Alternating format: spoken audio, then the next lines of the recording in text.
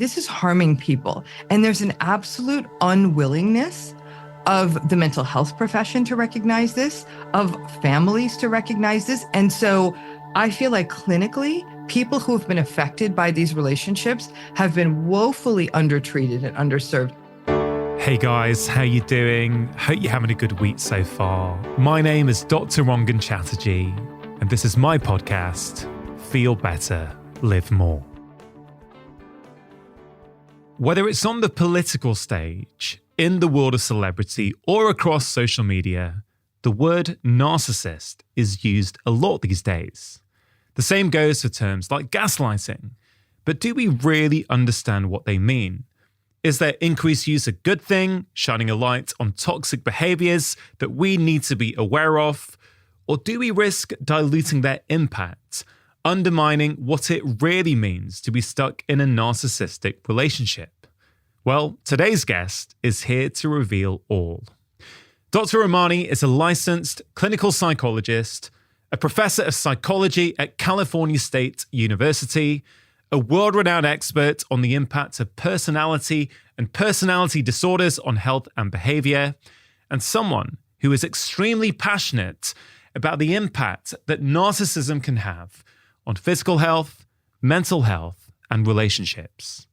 She's also the author of several books, including her latest, It's Not You: How to Identify and Heal from Narcissistic People. In our conversation, we explore the true meaning of narcissism, its prevalence within society, the evolutionary explanation for narcissistic traits, the impact that narcissistic behaviors can have on our relationships, and why it is that society seems to reward these traits, making them synonymous with success and fame.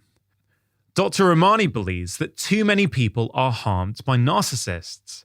And as a survivor herself, she's made it her life's work to raise awareness of how they can wreak havoc in relationships, families, and workplaces. And by exposing the traits and refusing to celebrate them, she wants to empower and protect people's health.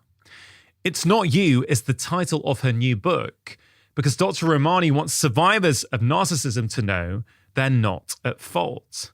She believes you can get to a place of radical acceptance where even if you cannot leave, you can acknowledge that a person's behavior is not okay and that you are not at fault. And during our conversation, she outlines some of the ways you can get there, how you can protect yourself in the future, and how to start healing if you have been hurt. Now, this conversation, I would say, is slightly different in topic and tone from what you may be used to on my podcast, but I do think that this is an important topic that is probably not spoken about enough. For me, it really was an honor to have such a deep and honest conversation about this topic with someone as esteemed, passionate, and articulate as Dr. Ramani. I hope you enjoy listening. Right at the top of this conversation, Dr. Ramani, I thought it would be good to get an overview. Why is it that you are so passionate about the topic of narcissism? Mm-hmm. I am passionate about the topic of narcissism for a couple of reasons. I wish I could say it was one why. I think one is a concern, maybe, is that this is harming people. And there's an absolute unwillingness of the mental health profession to recognize this, of families to recognize this. It's as though that's just how they are. They just speak their mind. And I'm thinking that's not what this is. And so I feel like clinically, people who have been affected by these relationships have been woefully undertreated and underserved. That's number one. But the number two reason is, why are we so fascinated? Why do we reward them so much? They make more money. They just do better by societal metrics. I don't know that they're doing better in existential metrics, but then it's the harm they do and how little we have really talked about this. And I think that's really where my fascination comes from. If we just take it from the top then, what is narcissism? Yeah. What's the definition, and how do we know if we're dealing with a narcissist somewhere in our lives? So there's sort of two ways to approach this. And I think that because your second question, raises already some difficulties with that first part of the question. So let's talk about what narcissism is. Narcissism is a personality style. And we have to remember we all have personalities, right? Just people who are difficult don't have personalities. You have one, I have one, everyone has one, right? And it gives us almost a blueprint and a way to predict how we're going to go through the world. We know how, by knowing someone's personality, we have a good working model of how they're going to respond to stress, how they're going to respond to joy, how they're going to be in relationships, how they're going to approach many areas of their life. We can really, it's a decent predictive model. It's not absolute, but it's pretty good. So that's what personality is, right? We, again, all have one. Narcissism is a personality style. Now, it's in a sort of a specific area of personality styles that are more maladaptive and rigid and put them at odds with other people, but it's just one more style.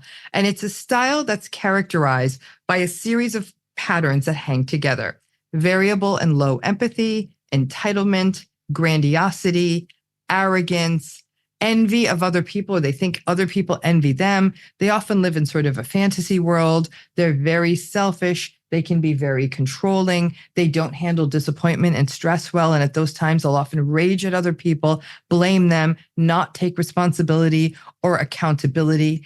They're very superficial. They're vain. They're shallow. They're very focused on status and appearance and sort of very, sort of external characteristics. Many narcissistic people also have the personality quality of extroversion, though there's a subset that are a little bit more introverted.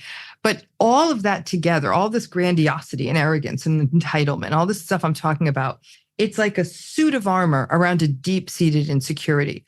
Narcissistic people sort of are a cauldron of shame. So when they do get criticized, where the rest of us we may not like it, and we might say, but they've got a point. If you've got this deep, fragile ego and an insecurity and the shame, when somebody gives you feedback on your behavior, it becomes explosive, and that gets lashed out at other people. So that chronic insecurity is kept at bay by them sort of bejeweling themselves with all of these defenses. And that's how that shows up. So to your next question, and this is where it gets tricky, how do we know someone in our life is narcissistic? I almost think coming to that sense of are they narcissistic is less important than giving yourself permission to look at the patterns being the key word here, that of behavior that someone around you is showing. The fact is, somebody listening to this is not saying, well, yesterday someone I know for the first time got mad at me. That you don't know that they're narcissistic. This is usually months, years, lifetimes of observing someone, observing how they are under stress, observing how they are in terms of equity and shared responsibility, observing how they are in terms of empathy, observing how they are in terms of whether or not they think they're more special than other people. It's a pattern. It hangs together. That's the nature of personality. The stuff goes together. So people, and I tell folks, don't get lost in the weeds of wanting to precisely figure out if this is a narcissist. You're giving me a laundry list of behavior this person engages in regularly, and it's not good for you. And I can promise you, the more problematic the behavior and the more consistent it is, the less likely it is to change. So, by the time I'm done with a conversation with somebody, give me a couple of hours, I'll be like, no, this is probably narcissism. But I think in our lives, I think we have to get away. We have to get away from that. Are they narcissistic? From, are these patterns consistent? Yeah, they probably are. And the more consistent the patterns, the less likely to change. The less likely to change, the more our decisions about this relationship have to come from that. They're not going to change. So what am I going to do? So much there to unpick, right? If we go through that list of behaviors, traits that you just outlined, I would say many people, if not all people, can exhibit some of those traits from time to time, superficiality, a lack of empathy, envy, being vain, an over focus on external validation. And I would say a lot of people, I think, exhibit certain, what you could call negative traits of their personality when they're under high degrees of stress. And many people in society across the world these days are feeling under a huge amount of stress. So I'm guessing this is a continuum, and it's not the odd time where you're showing up some of these behaviors. It's more, Mhm. is this the pattern of your behavior? Yeah. So I'm glad you framed it that way, because one of the things that many people grapple with is this idea of, am I the narcissist? Because I've been entitled. I'm the one who said, hey, wait a minute, I'm the first one in line, or that I haven't listened to my friend's problem the way I should have and didn't have empathy for her problem, or I blew up at someone because I was having a bad day. What we also have to look at is how a person takes responsibility. We may do those things, blow up at the person when we're having a bad day. But in a healthy person, you see some attempt at making amends pretty quickly thereafter, and a willingness to take responsibility. So a sense of, I am so sorry. I had no right to yell at you like that. I just had no right. I'm sorry I hurt you. Are you okay? So if a person, now they can't do that every day. Like they can't scream at you and apologize, scream at you, apologize. But when a person has a fall from grace, and there is that attempt to take, again, make amends, take accountability, show self-awareness, and not blame other people or give flimsy excuses, I don't consider that narcissism. I consider that being a human being.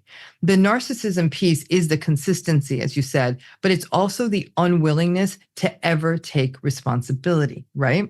And so you bring up the issue, which is a very important one, that narcissism isn't an either or, yes, no, black, white. It's very much on a continuum. And I think that's why, and not only is it on a continuum, there are several subtypes, which is why two people in narcissistic relationships may be having very different experiences from each other. On the severity side, on the lowest ends of narcissism, sort of what we could call it mild narcissism, you have people who are superficial, vapid, vain, attention-seeking, emotionally immature and stunted. I honestly have to say they're a little bit harmless. You know, their lack of empathy really comes from this idea that they're almost more caught up in childlike or adolescent concerns, even though they're an adult, and they're not able to attend with the proper attention to sort of grown-up problems, as it were. So while they may be sort of charming as a friend, they may not be good people to be long-term partners. It would not make good parents, that kind of thing, right? But not as sort of psychologically harmful as we'd see at the severe end of the spectrum, which is things like malignant narcissism, what we call the dark tetrad, where psychopathy, narcissism, Machiavellianism, which is sort of the willingness to take advantage of other people, and sadism all come together. That's a whole nother game. These are people who are coercive, exploitative, manipulative, isolating, menacing. That's almost terrifying, right? Tremendous harm to people who are in those relationships. Most of us who encounter narcissistic people are catching people in the middle. A moderate narcissism, that's not just that sort of mild, silly, attention-seeking, aren't I cute on Instagram narcissism, but certainly not that menace. But the moderate narcissism can do a number on us because there are enough good days to keep you hooked, but the bad days leave you questioning yourself. And after enough time, people in these relationships start to feel like they're a bad person, that they lack capability, that there's something wrong with them. Like that's not a good feeling. Yeah. So that continuum can give us a sense of why it can look so different. Not everyone who posts a selfie is narcissistic, but a person where that becomes their reason for living, they will get irritable with other people who won't take the picture of them or won't like the picture of them. It's all they talk about. They talk about that over being there for other people. Now we're in narcissism, right? Person who takes a selfie is a person who's taken a selfie. So I think it's making those sorts of discernments really, really matters. But I also think that we all have our ungraceful days. Yeah. Healthy people take accountability for those days and they apologize properly so that the other person feels whole and there's a place to grow from. Yeah, really helpful. Thank you.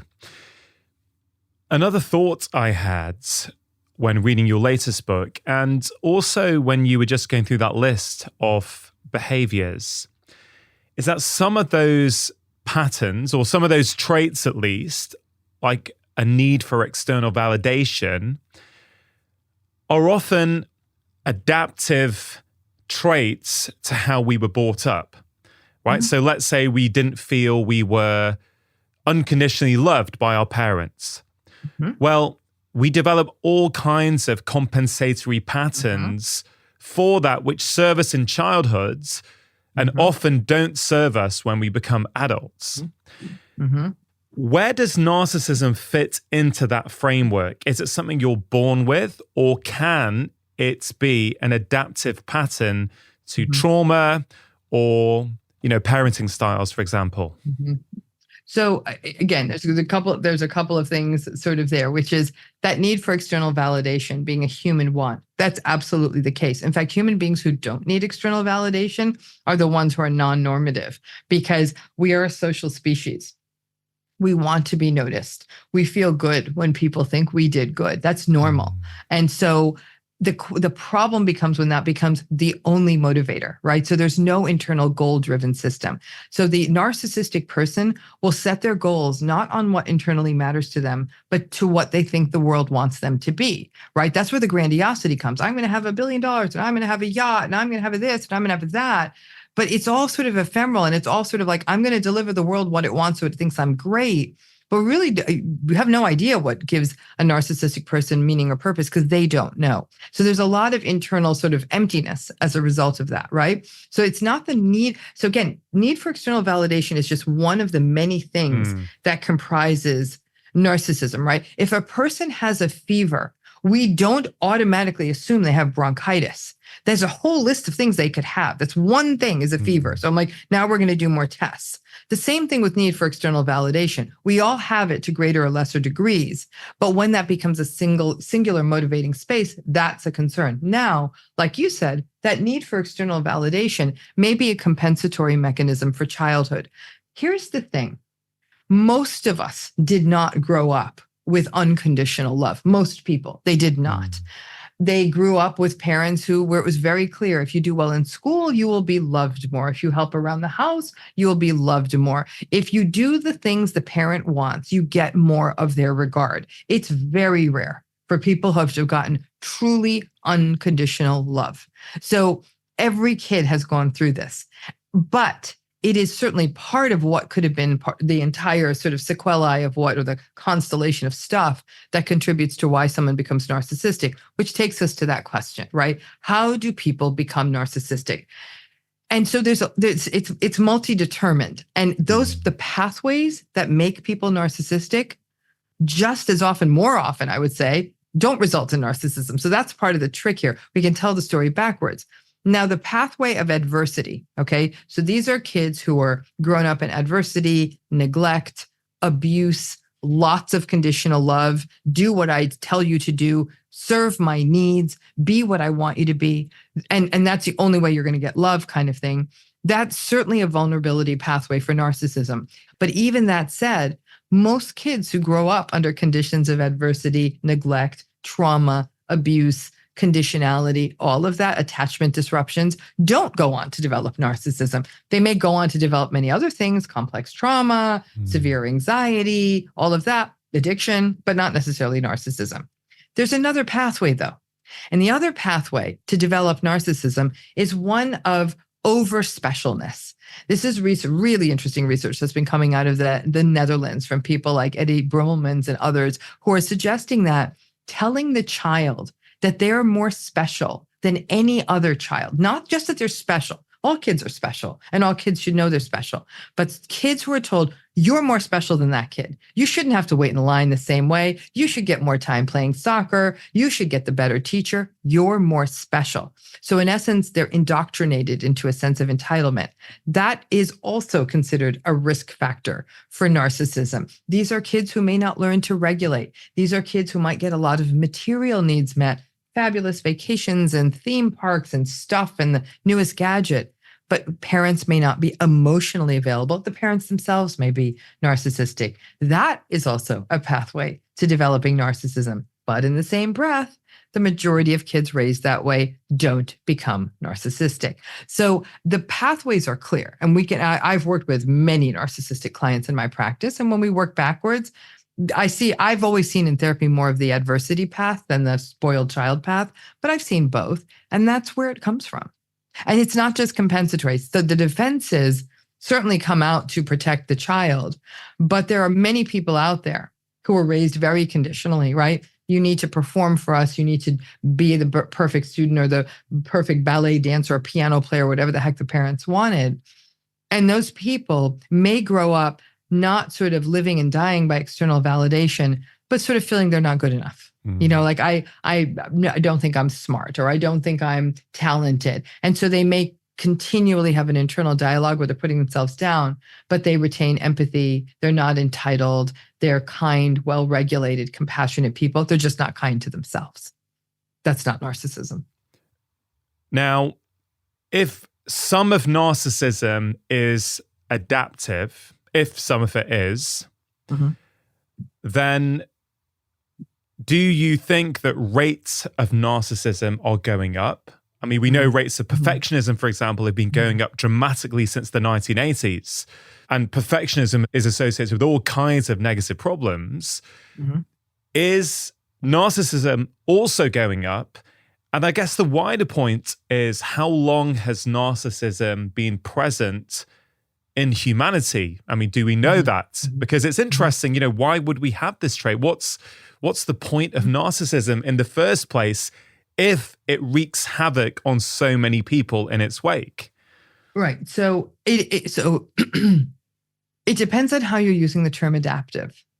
Right? Is it adaptive for reproductive fitness using an evolutionary Darwinian model? Is it adaptive for human relationships? Is it adaptive in the workplace? The answer to those questions is yes to some of them and no to others. I think that there are certain things that are something that's adaptive in the workplace is not adaptive in an intimate relationship. Yeah. Okay. So there's orthogonal going in the opposite direction. And I think what we often think is, well, they're successful at work, so they must be successful. I'm like, no, they're successful at work. They're a terrible partner. They're a terrible parent, but good God, they're blowing it up at work. Okay. So adaptability is going to vary on that basis. So let's go down to brass tacks and let's talk about evolution, right? So that brings it down to its basic nature. There has always been narcissism in human beings. We're a hominid species, one step away from a primate species, and we're hierarchical as a result. We're hierarchical and we're social. We live in social groups and we do have hierarchies. Guess who's at the top of the hierarchy? The human alpha is a narcissist. Okay. So it's not just adaptive in the 21st century. It's been adaptive since there have been human beings, since there was a bigger cave to have, since there was a better fire to have, since there was a bigger, bison to kill. There's always been narcissism, right? And these people have been at the top of the food chain. I'm going to give you an interesting example. It's an example I used with my undergraduate students for years when I was teaching at the university. It comes from Dr. Robert Sapolsky's research, and I'm sure you're very familiar with Robert Sapolsky, who I think is literally one of the greatest thinkers of our time. And his research, he's a neuroimmunologist, I believe, has been primate based. And I'm going to simplify his research, but it gives us insight to how this sort of so-called adaptability and how it affects other people. So in this, he followed various sort of troops of baboons, right? And baboons are relatively aggressive. I think primates in general are not a nice species, and hominids aren't much better, to be honest with you. But so what he found was that he followed these various tribes. He was able to get blood samples for them. He could look at cortisol, was usually the marker that he was looking at. Higher cortisol, higher stress. He already noticed that there was a hierarchy in the troops. There were alphas, that would sort of take all the goodies for them and make life miserable for everyone, including the females, the juveniles, and the non-dominant males, right? The non-dominant males and the females got along fine. There was a lot of mutual grooming, but when the alphas were around, again, they made everyone's life miserable, okay? So the alphas were in essence narcissistic baboons. And in one of the troops he was studying, the alphas there was like a safari park, like is where human beings would be. And they got their hand in the garbage can, they found tainted food and all the alphas died. No more alphas, just juveniles, females, and non-dominant males. And I'd always ask my students, so what happened? What happened in that troop? A lot of the students assumed that the non-dominant males would have stepped up to the position and taken that alpha position. That's not what happened. What happened in Sapolsky's research was in that alpha-less tribe, in essence, all the narcissistic baboons died, the tribe got healthier. Their cortisol levels dropped, there was more cooperative grooming, and the tribe functioned better. He figured over time it was going to change because juveniles swap tribes when they get to adolescence in baboons, so new crop of alphas would have come in. But I found that research so compelling because if you talk to anybody who has to interact with narcissistic people, workplace, family, and they say, ooh, those family members didn't come to this dinner. It was so much nicer. Those people were moved to another office. It's so much more peaceful. So the adaptability is for the narcissistic people. They've adapted beautifully. They are the alphas. They've always been at the top of the hierarchy. Our history books are written about them. They have been the kings. They have been the leaders. They have been the warriors. Frankly, they've been the innovators, right? So they've always been the ones we paid attention to. They always had more money. They always had more resource. They took what they wanted. And so if you're going to argue adaptability, I'd say, heck yeah, they were adaptable. That doesn't mean you want to be in a relationship with them. Yeah. So interesting. Thank you for sharing that. That I wasn't aware of that. That is really, really interesting. In particular, that in the alpha less group, everyone gets healthier. Yes, everyone gets healthier. That's the key. That's the key. I mean, there's a couple of ways to really think about that. Initially, I think, well, a world without narcissists would probably be calmer, more compassionate, full of empathy, and everyone gets healthier. But of course, narcissism is very common. So I'm not advocating for a world without narcissists, just to be clear in that sense, because they're everywhere. In fact, do you know how common it is?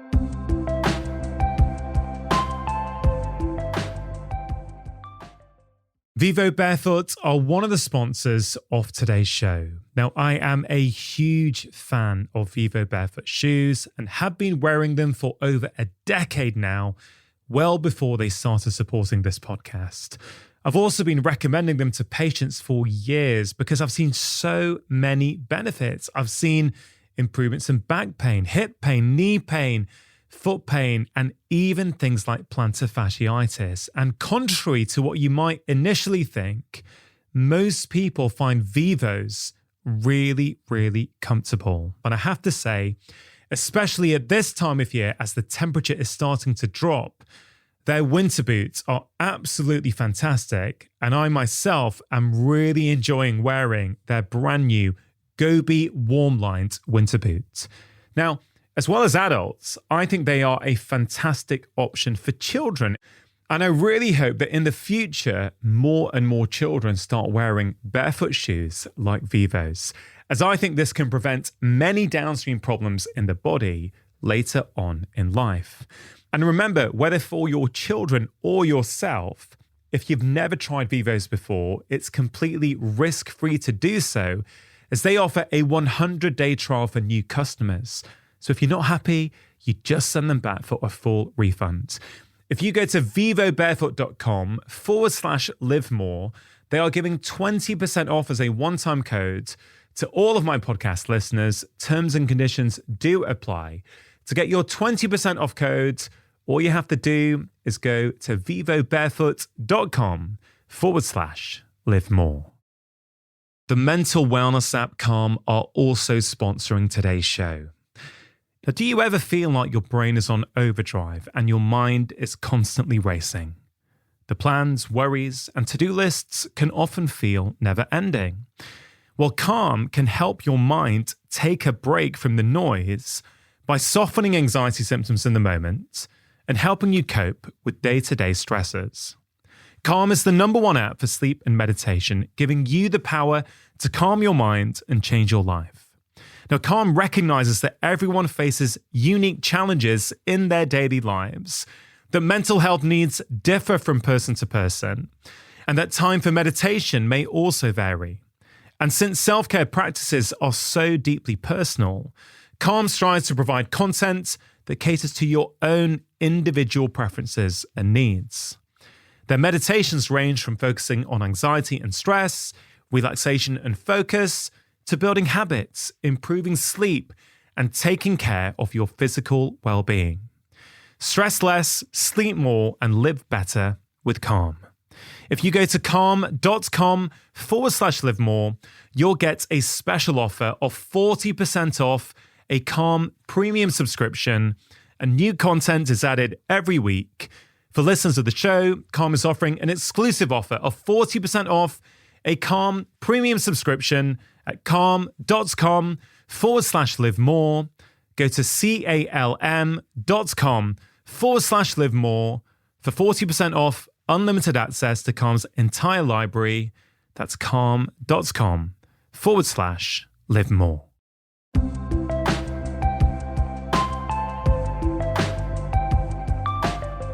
I don't advocate for a world without narcissists because I don't ever want anyone to be harmed or just, Yeah, exactly. be told that they don't belong. I would advocate for a world without narcissism. That's what I would advocate for, or a world without rewarded narcissism, if that makes sense. To your other point, though, which is the frequency. This is the question we're grappling with, right? Because there's lots of research out there that looks at the prevalence of narcissistic personality disorder. It's epidemiologic research where people have done structured clinical interviews, usually in clinical settings. And it's complicated to get this data because if you look at like a standard outpatient, like a person's private practice, the rates aren't going to be that high because these are not people who voluntarily seek out therapy. If you go to inpatient settings, you might see it more because there'd be more involuntary patients. If you go to prisons, you see a lot more prison mental health statistics are higher. But on average, narcissistic personality disorder, depending on the research study you're looking at, is somewhere between 1% and 6%.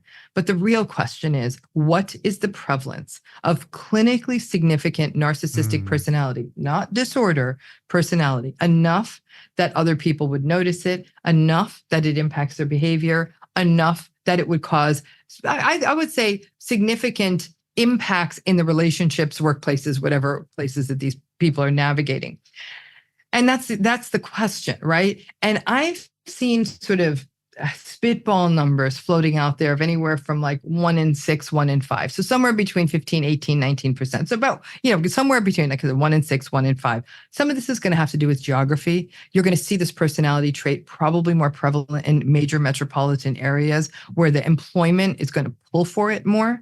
But that's probably a good guess. So if you know 6 people, odds are that one of them is narcissistic, if you want to look at it that way. Yeah, and also it's really hard because the point you made right at the start of this conversation is that this is a topic that needs more awareness, right? Mm-hmm. People aren't talking about it enough. The medical profession probably not recognizing it enough.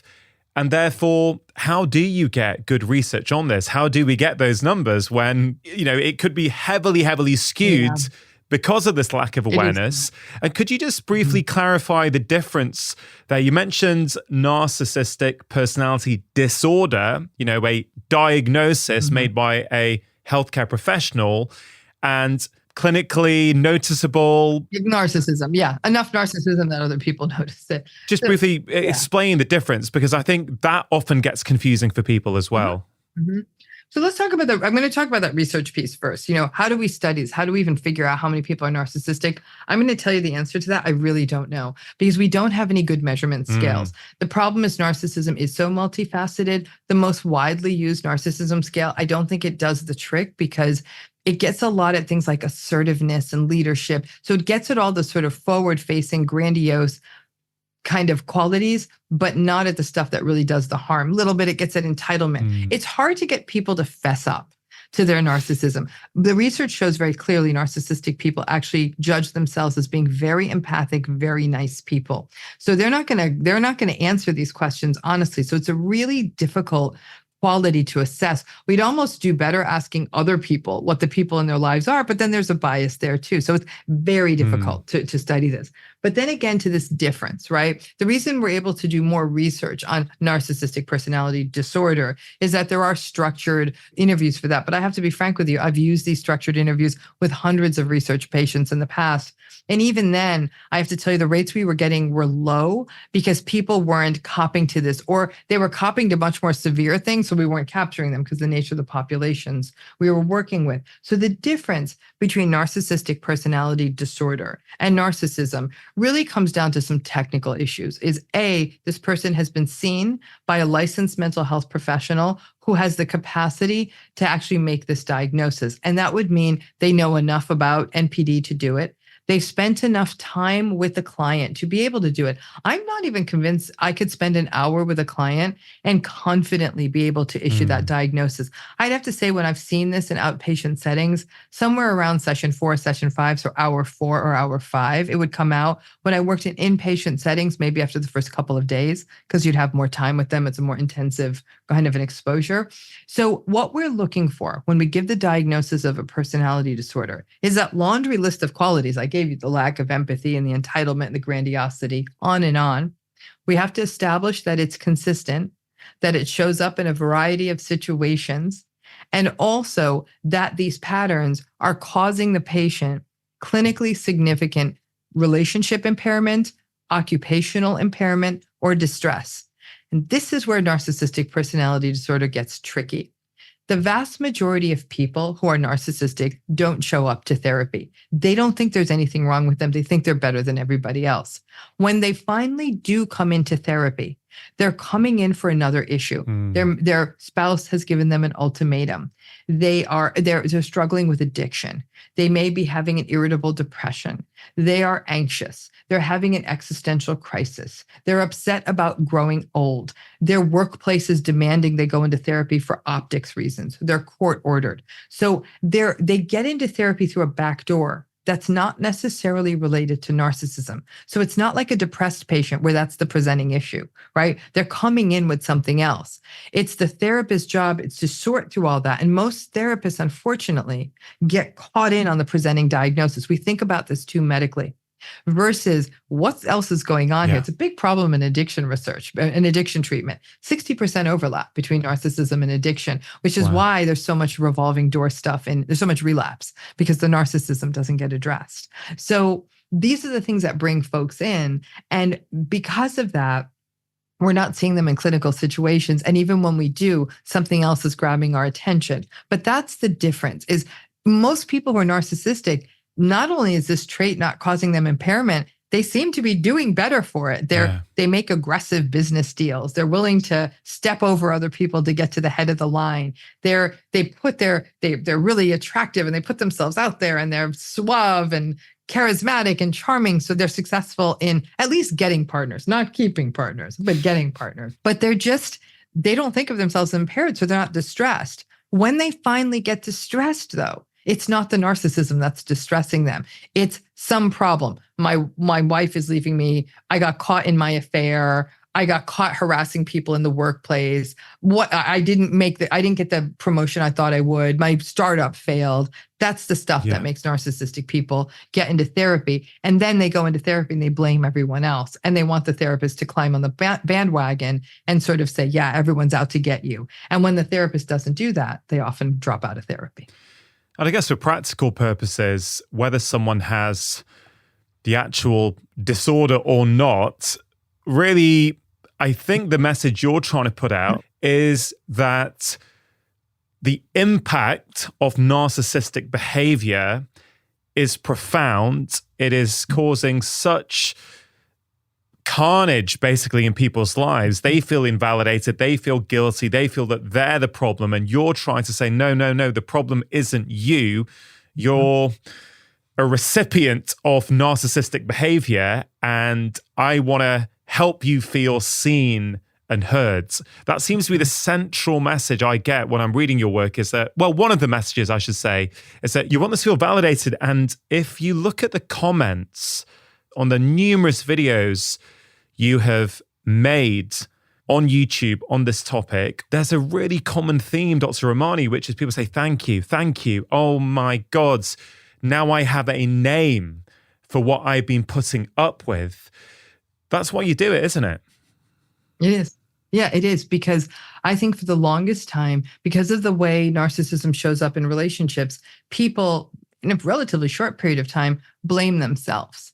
This is my fault. Maybe I could be better. Maybe I could try harder. What's wrong with me? Because the narcissistic person, through all the gaslighting, has convinced the other person there's something wrong with them. That's why the book is called It's Not You.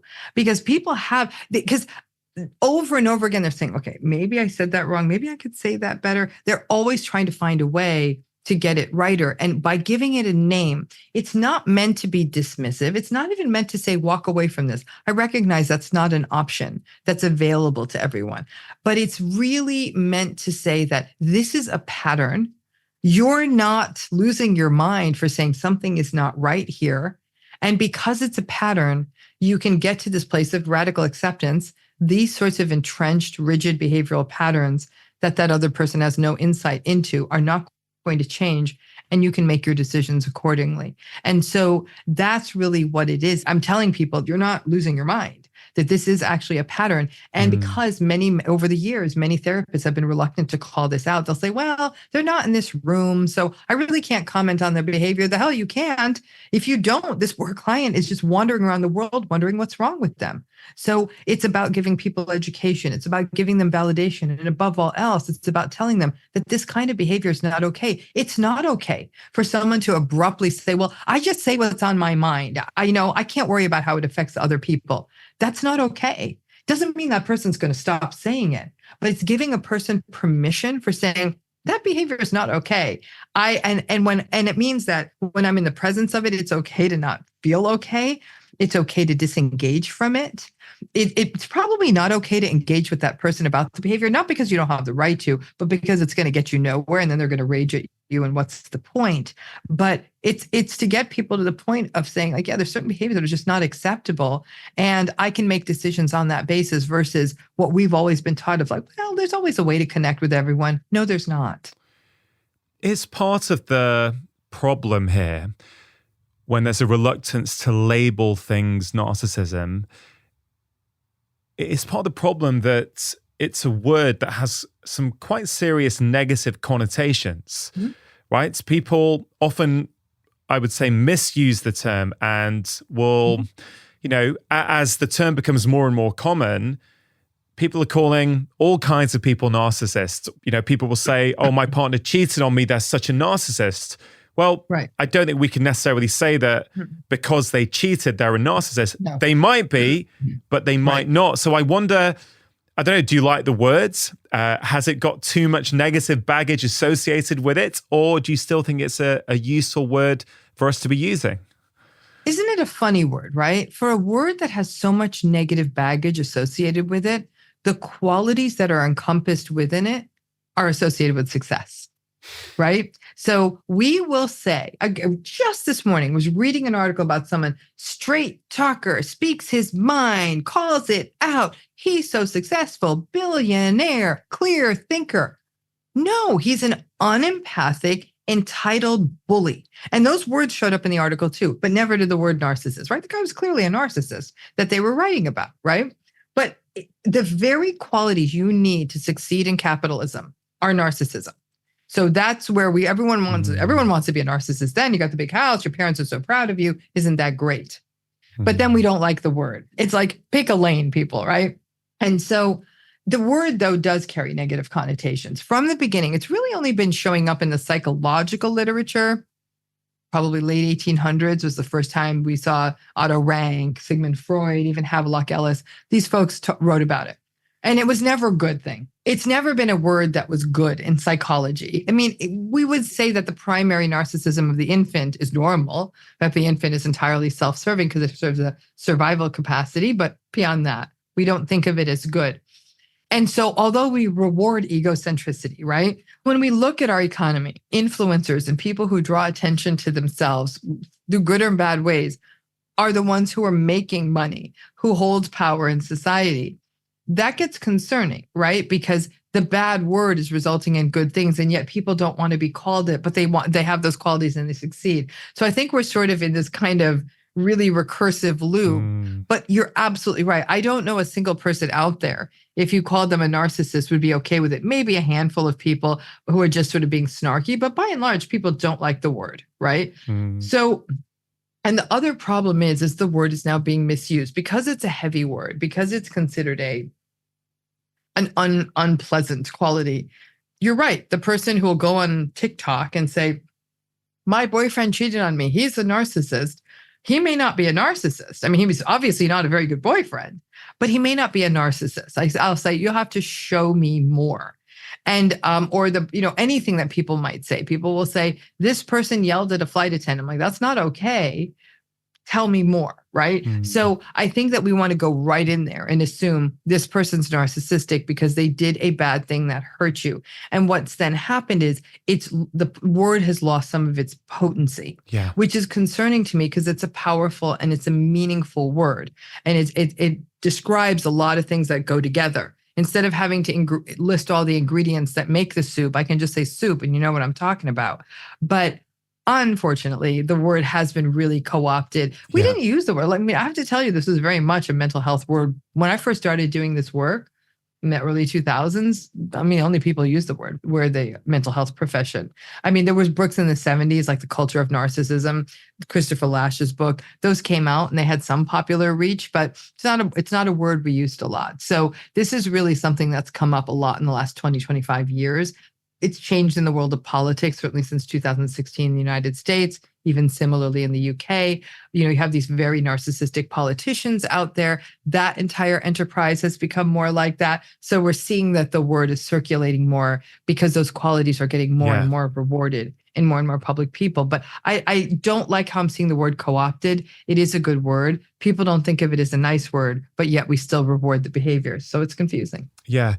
Once you're aware of this stuff, you can see those patterns sometimes quite clearly in the way people speak and how they interact or when they get challenged. And I also think, about the misuse of the word, it's almost an inevitable consequence, isn't it? It's a bit like trauma. It's not been spoken about enough. Now it's been spoken about, which is great. But by amplifying the reach of these words, they are going to get misused a little bit. I'm not sure what you do about that apart from keep trying to educate people. Do you know what I mean?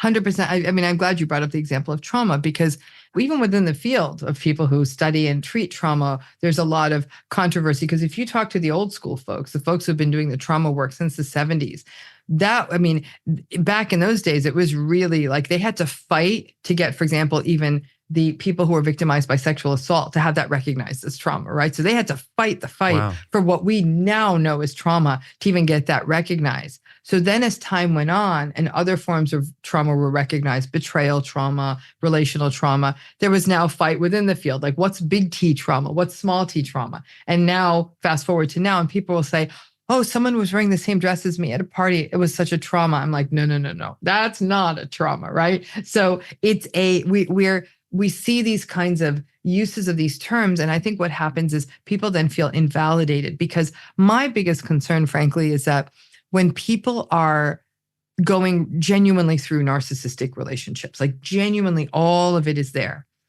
the harms are very, very clear. And when the word is misused and bandied about in these online spaces, it not only loses its potency, there's then a doubting of the experience of people who've been through these relationships. Oh, maybe you were just through a tough relationships, or maybe there was a problem with just you, thus reharming the people in these relationships. So I think to me, the concern is that there is harm that comes to people who have been really through narcissistic relationships at any point in their lives, and that other people weaken the word. And then they are then doubted once again, because the experience of the survivor of the narcissistic relationship is to chronically be doubted by everyone, including their own selves. So that's my concern. And you're absolutely right. All we can do is keep educating, keep calibrating people, to what the right answer is, educate mental health professionals so they know it. So at least when somebody enters that space, the person they're talking to has a better working model, because genuinely, this is not taught in graduate school. We do not teach clinicians about narcissism. We don't talk about it. We don't talk about what it does. And it's not even considered important enough to teach. So if we can at least do that, then the people who are getting the information can support folks who are going through it. So the subtitle on your new book is Identifying and Healing from Narcissistic People. Okay, let's take that in two parts. Identifying. So you have mentioned some of these traits and behaviors. What else do people need to know, perhaps, to identify that someone in their life is exhibiting narcissistic behaviors? Is just knowing that list enough? Or do they need to know other things? You mentioned before a term, gaslighting. You've written about love bombing. I mean, maybe we need to speak to some of these other terms to really help people understand that, yes, this is or this might be going on in my life. Yeah, understanding the laundry list of how it shows up in a person, like the traits, if you will, that's step one. Step two is understanding the relationship dynamics that accompany those traits. Okay. It's almost like view the traits, and then step one is understanding the traits. Step two is understanding what motivates the narcissistic person. And that's simple. That takes me a second, which is they're motivated by power, control, dominance, and getting narcissistic supply, which is getting admired, and revered and validated. And then power and dominance obviously give that to them all the time. So they want asymmetric relationships. They want relationships where they're in the power position, where it's all about them, where they're constantly getting validated. So, okay. So that's what's motivating them. So in a way, it's like, now you know how they're playing the chess game. It's always going to be a power move.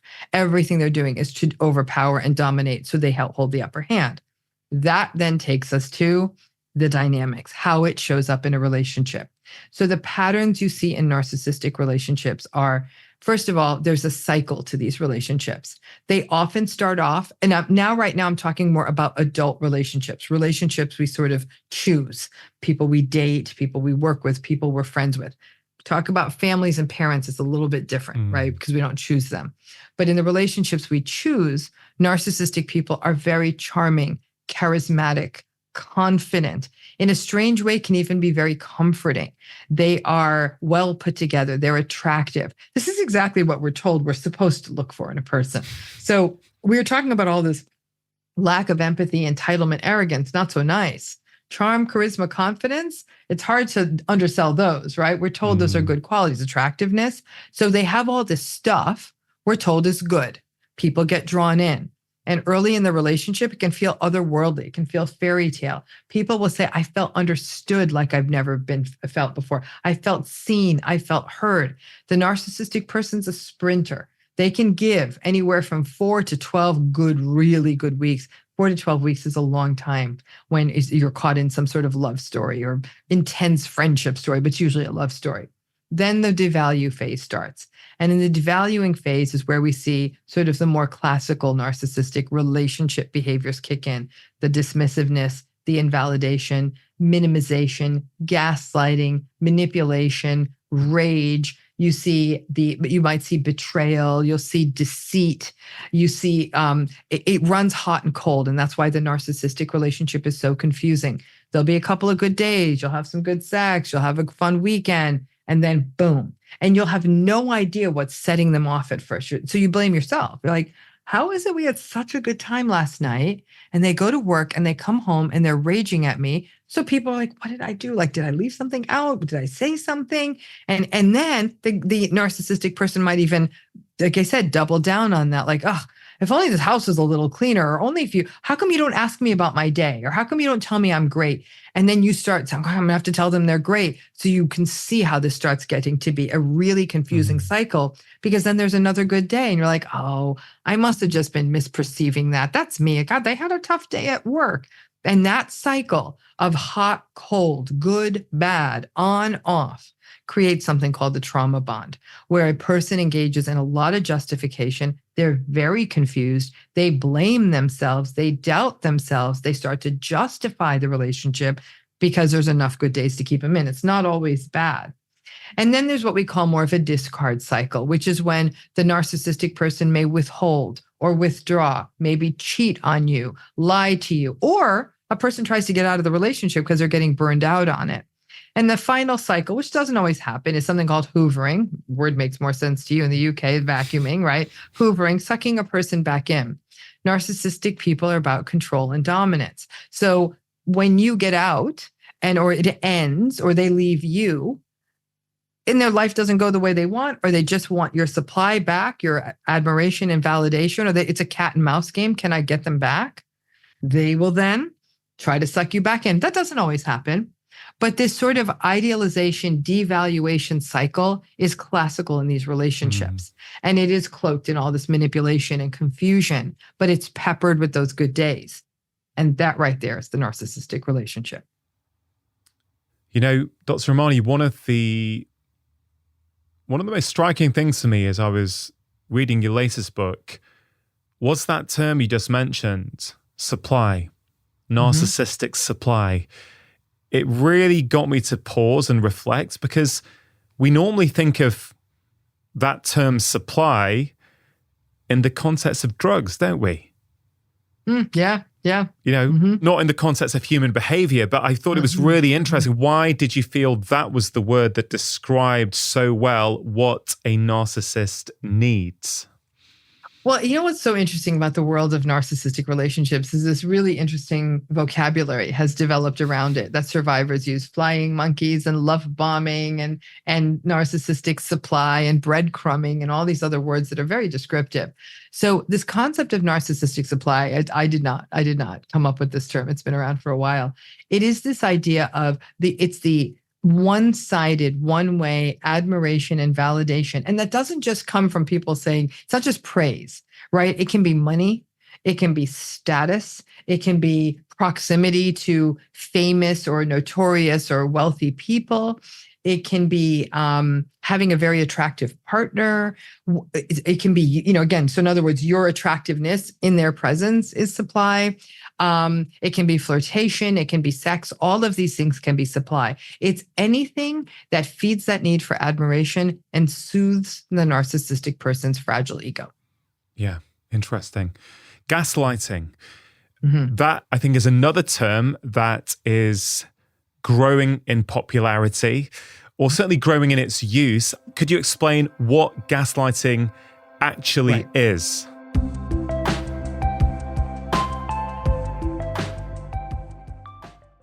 Ever have one of those days when everything seems to go wrong, and before you know it, you've slipped back into those habits you're trying so hard to avoid, like sugar, doom scrolling, and wine?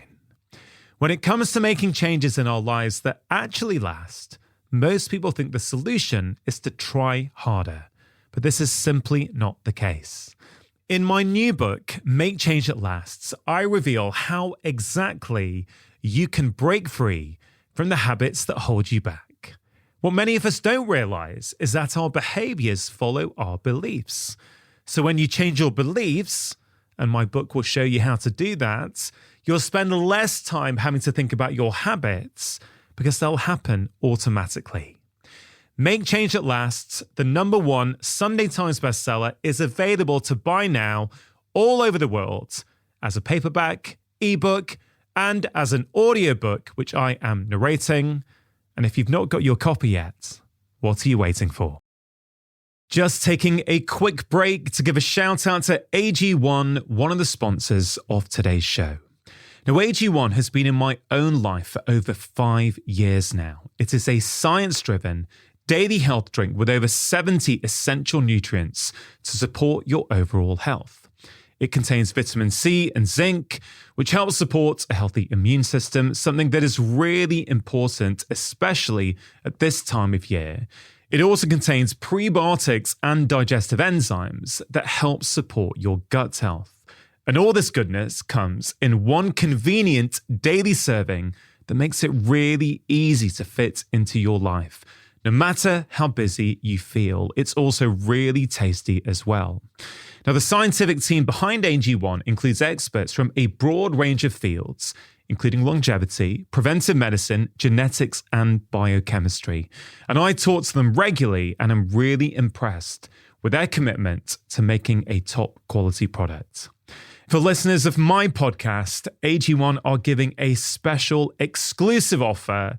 You can get a free 1-year supply of vitamin D and K2 and 5 free travel packs with your first order. These packs are perfect for keeping in your backpack, office, or car. If you want to give them a try, just go to drinkag1.com/live more.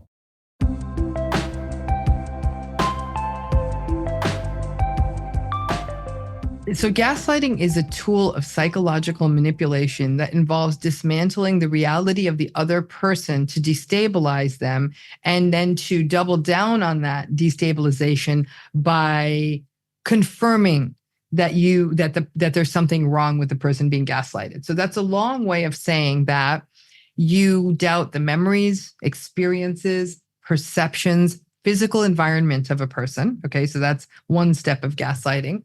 In order for gaslighting to happen, there has to be some trust in the relationship, right? It could be a family member, it could be a partner, it could even be a friend, it could even be an expert, like a physician. All of these people are in a position where there's some level of trust, so they're in a position to be able to gaslight, right? Because even if it's a trust you have of like I said, a parent or a sibling or something like that. Then they, again, doubt reality, experience, perception. I never said that. you're remembering that wrong. I didn't put the keys there, that kind of thing. They then tell the person there's something wrong with them. Okay. I don't know. I'm a little worried about you. You're getting really paranoid. Like, you didn't see that text. I didn't send that text. And I've been noticing like you're getting weirder. Like, have you seen a doctor? So it's a real, like, I'm worried about you. They'll even say, I'm worried about you. So there's now this sense of there's something wrong with the person who's now already been told you've remembered something wrong, right? So do you need both of those? Yes. For this to be gaslighting?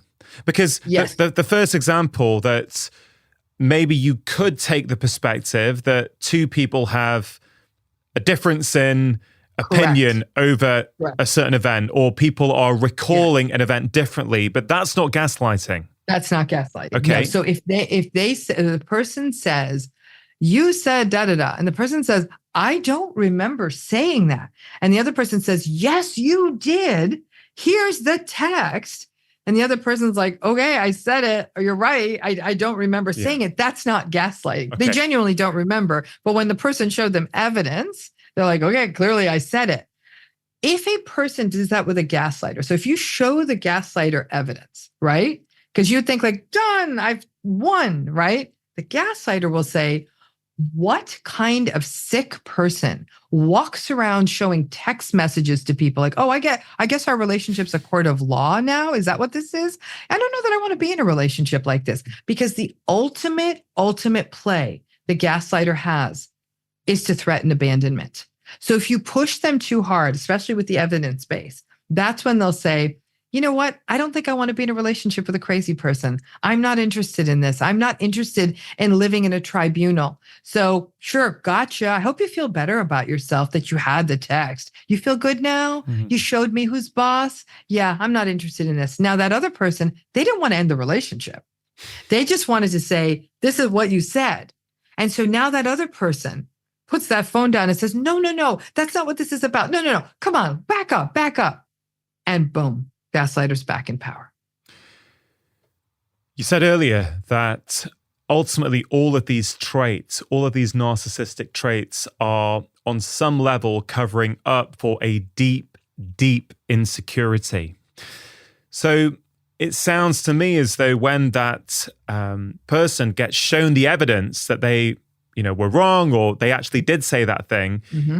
You're getting so close to the bone of exposing that that's right. There's almost like an equal or even more vicious response. Correct. Than had you never shown them the evidence in the first place. Because the evidence, You're getting too close to the truth, and they can't afford for that truth to be exposed. So they have to, go out full out attack, basically. Is that a fair description? That's a very fair description. And because, like I said, most people just want to create a space of transparency and equity and accountability in their relationship. They don't want to end the relationship. That the gaslighter then is not only explodes, further destabilizing the other person, but then they threaten the thing that the other person doesn't want. And if the other person really doesn't want that, they're going to take action, if you will. They don't want to end it. They don't want it to be that. And then that might put the brakes on the gaslighters now in that position of power. So and remember, gaslighting doesn't happen once. It happens day after day after day. So over time, a person in a gaslighted relationship feels very silenced, because now they know there's no point in showing the evidence. There's no point in calling them out. And there might be enough times where there is no evidence, right? There's none of that a person's like, did I remember that wrong? Or I thought I had the right date. Or so it's, we're all very busy people. So it's plausible. Mm-hmm. Many times the thing that the gaslighter gaslights about is plausible. But the challenge is that many people are using gaslighting to say it's just a disagreement. It's not a disagreement. It's not a difference of opinion. It's none of those things. So if a person says, I like pepperoni pizza, and the other person says, no, I like cheese pizza, and the other person says pepperoni pizza is better, that's not gaslighting. That's just a difference of opinion. So I think people are using the word, or even just saying things like a person might have moved the remote control for the TV and not remembered they moved it. And that's not gaslighting, right? Moving the remote control, somebody moving the remote control and then lying about moving it to drive another person crazy, that's gaslighting. What's love bombing? So love bombing is that intense indoctrination into a new narcissistic relationship. Traditionally, we think of love bombing as the sort of fairy tale, full court press, texts in the morning, afternoon, and evening, fancy dates, picnics on the beach, great sex. You take a big, fabulous vacation on your fourth date.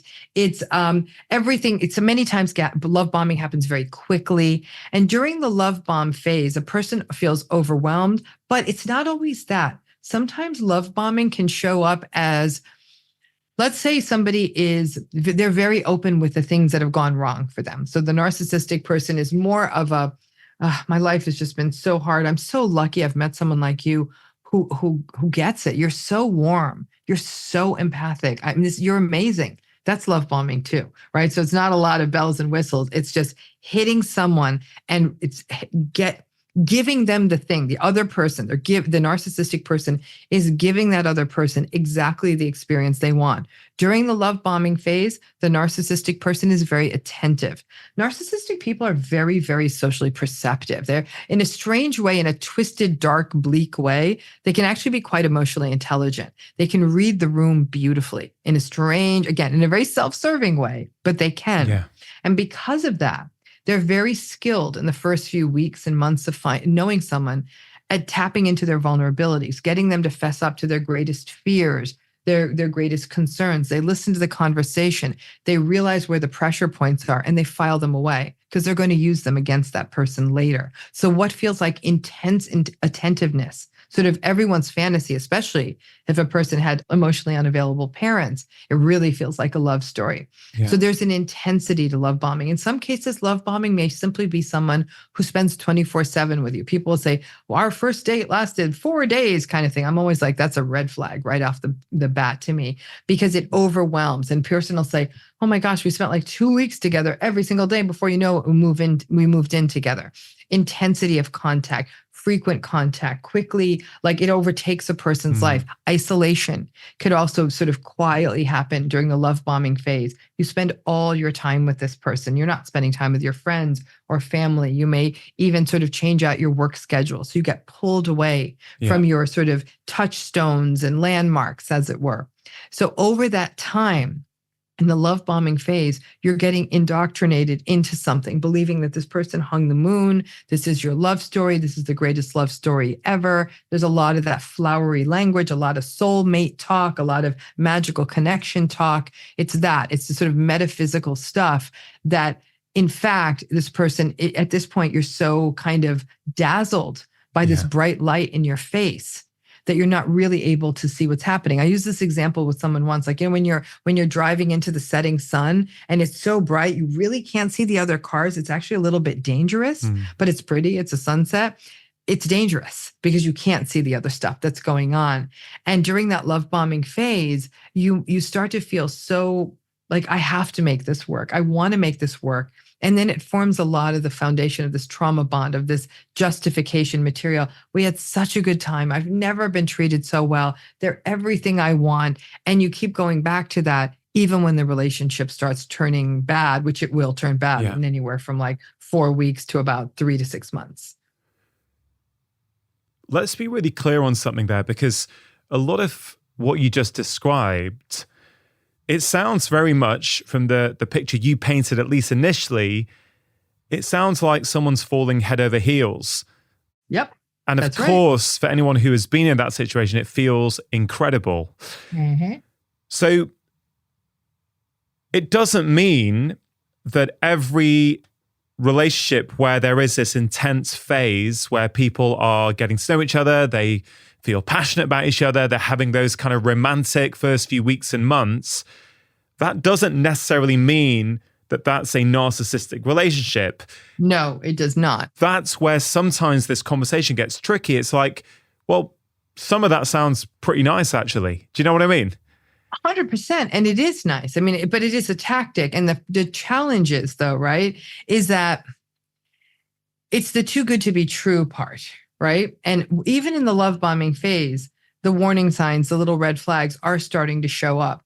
Person might be chronically late, or be late to something that matters to you, or blow off the things that matter to you, but then take you on spectacular dates that they organize. So a person then is like, oh, they are planning all these amazing dinners. So what if they didn't come to this, this because party that was it's thrown all for about me? them. It's all about It's them. all about them. It's a show they're throwing for them to feel good. And you start to feel beholden sometimes during the love bombing phase. So it's subtle stuff, though. You can see how a person's taking you on these fabulous dates and so attentive, but they don't show up to things that matter to you. It's very easy to sort of say like, oh, yeah, whatever. They don't want it. It's going to be so annoying for them to have to be introduced to everyone. And it's my thing anyhow, but it is important to you. And you asked them to come and they didn't. And what will happen, and again, I've worked with people who've been in narcissistic relationships that lasted 50 years. They'll say, I still remember that. We were 4 months in and I got this big promotion and they threw this big celebration for me at work and they didn't come to that.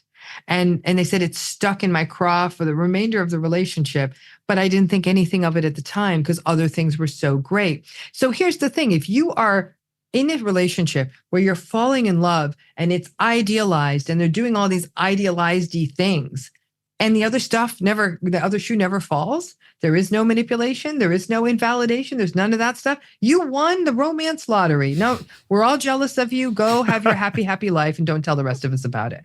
So that's really what that is. I mean, remember, one thing that happens in narcissistic relationships is that they steal our identity in a way, right? They take us over. We end up being in service to the narcissistic person. And that theft of individuation and identity of like, no, you don't, you're friends, blah, blah, blah. I'm going to take you to the best restaurant in town. Or gosh, your family, it seems like last time they were not very polite to me. So they start kind of burning some of your bridges for you. If you feel like you can't fully be you, that you're censoring more and more of yourself to keep this kind of exciting thing going, that's a warning sign. But we're not trained. We're like romance in a world where dating apps are the seventh circle of hell. People are thinking, I've won. I'm not going to question this. And so that's why this love bombing thing works so well and why people look back and say, oh my gosh, I was just love bombed. You know what I tell people? I said, if you can pull it off, it's all about like knowing when to leave the casino, right? At what point are you up enough to say, I think it may be time to go home? And so that's what happens is, you're having a nice love bombing time, ride it out, have some of the fun, but then give yourself 3 red flags. 3 red flags turn up, cut bait early. Yeah. The earlier you get out of a narcissistic relationship, the less the negative fallout. Have some fun, but recognize that, that love bomber, you got to ask, are they going to be the one who takes care of you when you're sick? Are they going to listen to your problems again and again you're having at work? The answer to that is no. And I think that sadly, even though we're grown-ups, we're so heavily indoctrinated into a world of fairy tales and blissed out romances. Social media has made it a lot worse. Yeah. Everybody is sort of putting their weird romantic stories on the internet. And I think a lot of people feel like they need to keep pace. And so as long as people are in pursuit of a fairy tale, the narcissistic people, it's like for them, it's just, shooting fish in a barrel. Okay, Dr. Romani, someone's listening or watching this and they've heard enough to go, yeah, okay, you've helped me identify this. How do I start healing from this? So much of it relates to how long this relationship is going on. And don't make no mistake.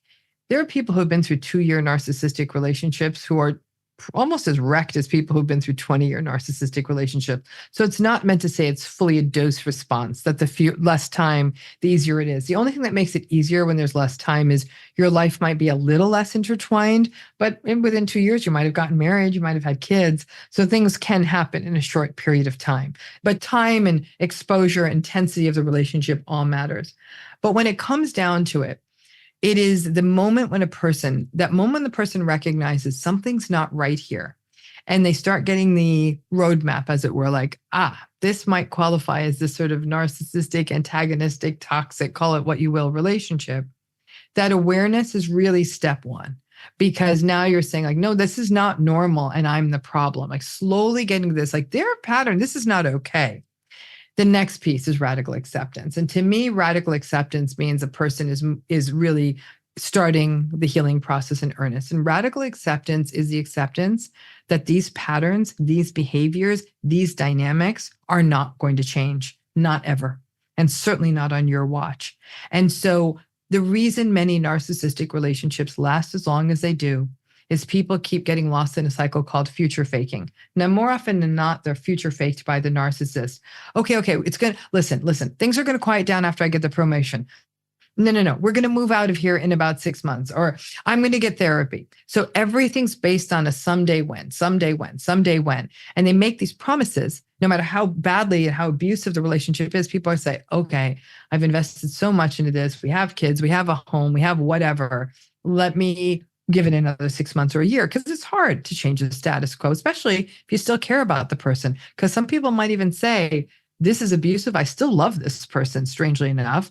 And a lot of people will feel shame about that. And there's no shame in that, because you do have a history with them. Mm-hmm. You did build things with them. And there's some things about them you still care about. This is not, this isn't about like, well, they're a narcissist. Like, this is a person you had a life with and a history with. And so you do love them, but it's also not good for you. But the radical acceptance is that slow understanding that this is not going to change. I can promise you that. I've been doing this too long. That's a good thing about being old. I'm like, I can really say this definitively in a way I couldn't have done early in my career. And so as people get into radical acceptance, it's not just a radical acceptance that they're not going to change, because radical acceptance doesn't mean that you're signing off on what they're doing. You're not giving into it. You're seeing it clearly. And radical acceptance is also, especially for people who can't leave these relationships, it's the acceptance that even if you get it, it doesn't mean that their hurtful words won't hurt you, right? So it's also the awareness that this was hurtful. After a person gets to genuine radical acceptance, they are hit by a tidal wave of grief, a grief like no other, because you're like, okay, I really was living on the assumption that this was going to get better. I was living with hope, right? And sadly, this healing process, there's a little bit of a dismantling of hope in that relationship. Plenty of hope for you, but not for that.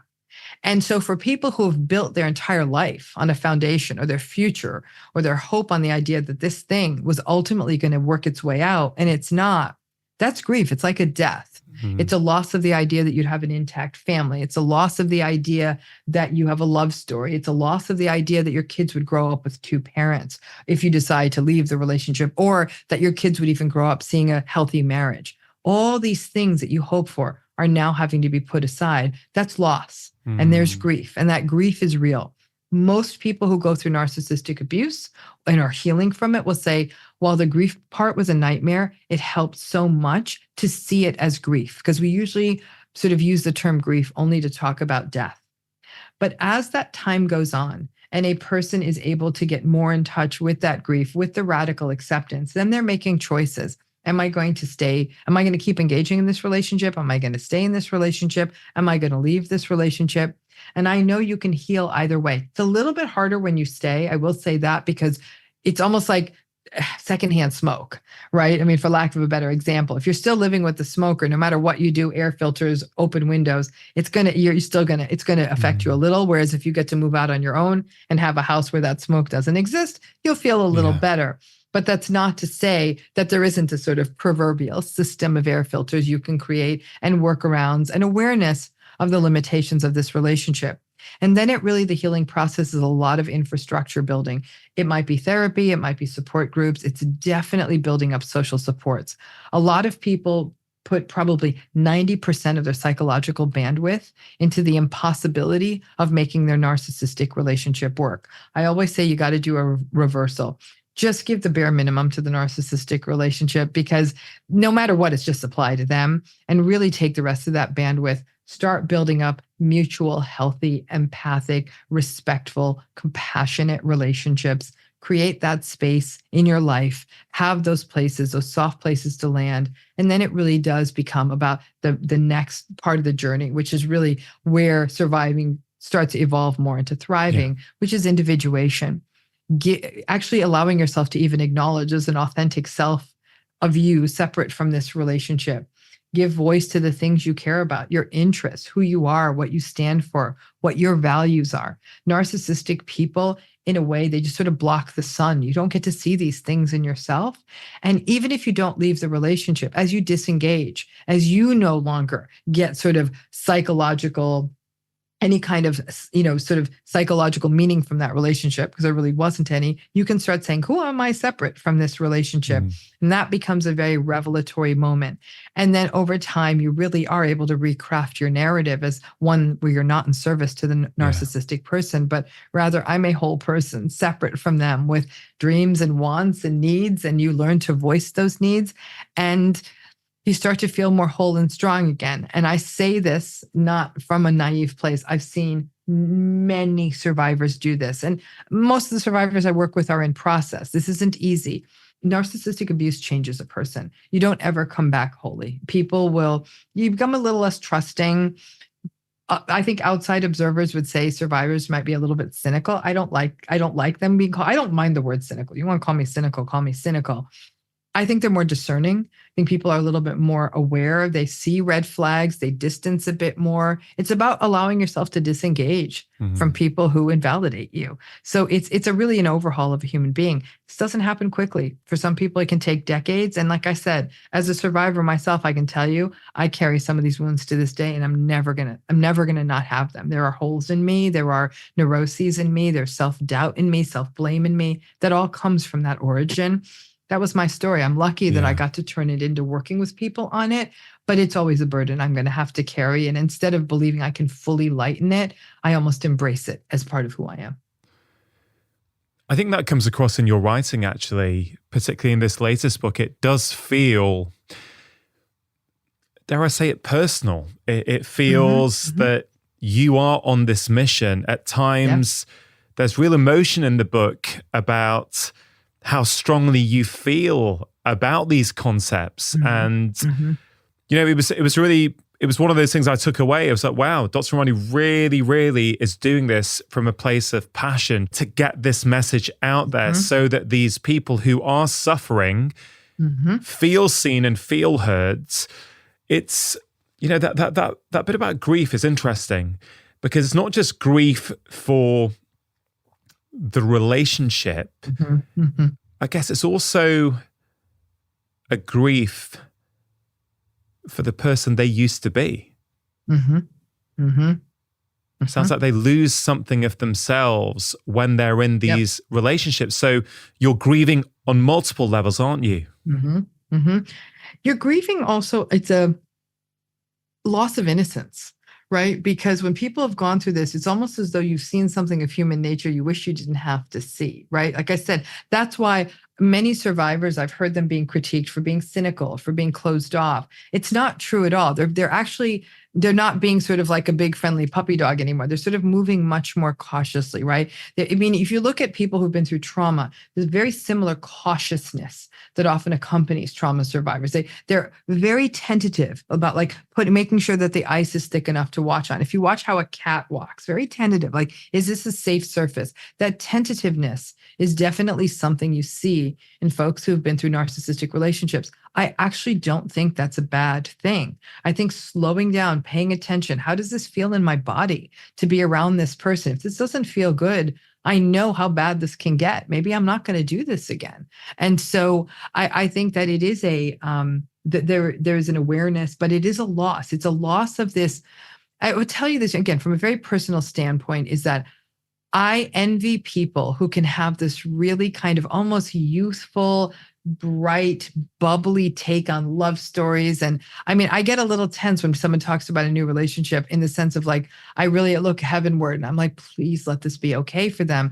That's not an easy way to live. Like, I want to just be like, yeah, it's your wedding and you're going to be happy forever. Instead of this kind of like, please let it be okay for them, creates this kind of anxiety, right? And you want to be the kind of, yay, rah, rah, happy, happy. It takes a little of that away. And I think there's a sort of a little bit of an edge to survivors. I don't think it's a bad thing, but it's a loss of innocence, right? It's a coming of age, which a lot of us didn't necessarily sign up for. Some of the principles there for healing, starting, of course, with that radical acceptance, those are just good core principles for anyone to apply in a relationship, whether it technically qualifies as narcissistic or not. If we're in any kind of toxic relationship, those principles seem pretty good ones for us all to apply, right? They seem pretty universal. When it comes, though, to narcissistic relationships, I thought about this in three ways, right? At work, let's say your boss is narcissistic. You know, maybe you're choosing to be at that job. Of course, if you can leave and get another job, okay, great. That could be a fantastic way to move on from it. Of course, not everyone can. So I thought about work.